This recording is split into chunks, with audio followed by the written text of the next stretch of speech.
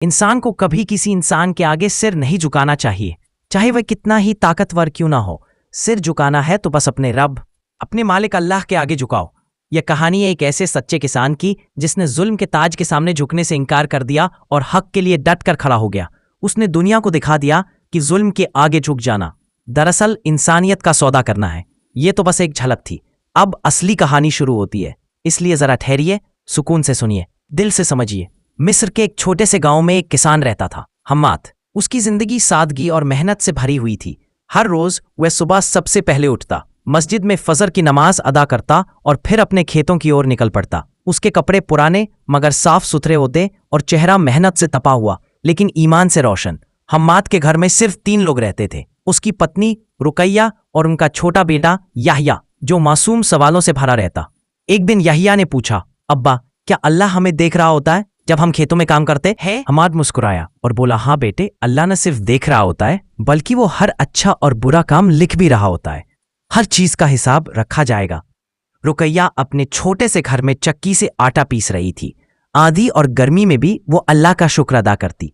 उसी गांव पर हुकूमत करता था अब बादशाह गालिब। वो एक जालिम खुदगर इंसान था जिसे न किसी का दर्द महसूस होता था और ना ही इंसाफ का डर। उसका हुक्म था, हर किसान अपनी फसल का आधा हिस्सा मेरे महल में पेश करे, वरना जमीन और इज्जत दोनों छीन ली जाएंगी। सिपाही गांव गांव जाकर ऐलान कर दे, बादशाह का हुक्म है, कल से पहले अपनी गेहूं का आधा हिस्सा पेश करो।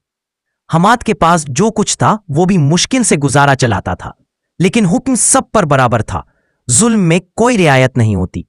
रुकैया घबरा कर बोली, हम्माद, कुछ तो करो, अगर तुमने फसल नहीं दी तो वे लोग तुम्हारी जमीन छीन लेंगे। हम्माद ने शांत स्वर में जवाब दिया, अगर मैं जुल्म के आगे झुक गया तो याहिया को क्या सिखाऊंगा? उसने कहा, या अल्लाह, तू मालिक है, मैं सिर्फ तेरी रजा चाहता हूं, अगर तू चाहे तो एक रोटी के टुकड़े में भी बरकत डाल सकता है।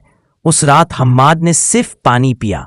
रुकैया ने याहिया को सुला दिया और खुद कुरान उठा लिया, व तवक्कल अल्लाह, और अल्लाह ही अपने बंदे के लिए काफी है। कुरान उसी रात बादशाह गालिब अपने महल के सोने के तख्त पर सोया हुआ था। महल सोने का था लेकिन उसके ख्वाबों में अंधेरा था। उसने देखा कि एक रोशन चेहरा उसके सामने खड़ा है। उस चेहरे की रोशनी इतनी तेज थी कि वह आंखें नहीं मिला सका। वह आवाज कह रही थी, जुल्म का वक्त पूरा हो चुका है गालिब। जिस रोटी पर किसी भूखे का हक छीना गया हो वह जहर बन जाती है। तेरा हिसाब करीब है। बादशाह चीख कर उठ बैठा, उसकी धड़कनें तेज थीं।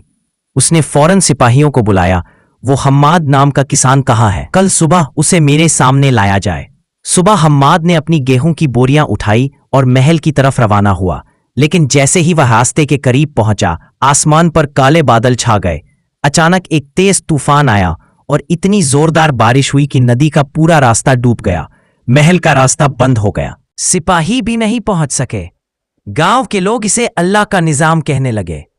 बादशाह ने फिर भी हम्माद को बुलवाया।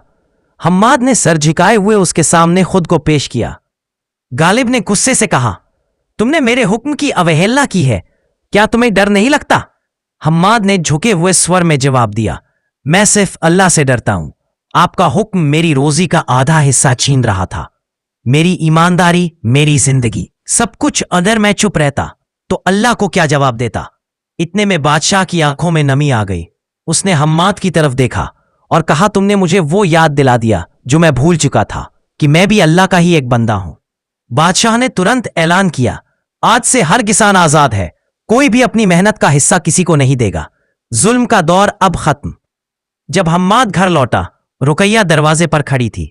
उसने रोते हुए कहा, अल्लाह ने तुम्हें इज्जत भी दी और जीत भी। याहिया दौड़ता हुआ आया और बोला, अब्बा, अल्लाह ने हमें जीत दिलाई ना? हम्माद ने मुस्कुराकर सिर्फ इतना कहा, जब बंदा सब्र करता है तो अल्लाह खुद उसके लिए लड़ता है। आखिरी पैगाम इस कहानी की सीख, जब जुल्म बढ़ता है तो अल्लाह का निजाम हिलता है। सब्र करने वाले हमेशा जीतते हैं, न सिर्फ इस दुनिया में बल्कि आखिरत में भी। हर इम्तिहान के बाद एक राहत जरूर आती और अल्लाह हमेशा उनके साथ होता है जो उस पर तवक्कुल करते हैं।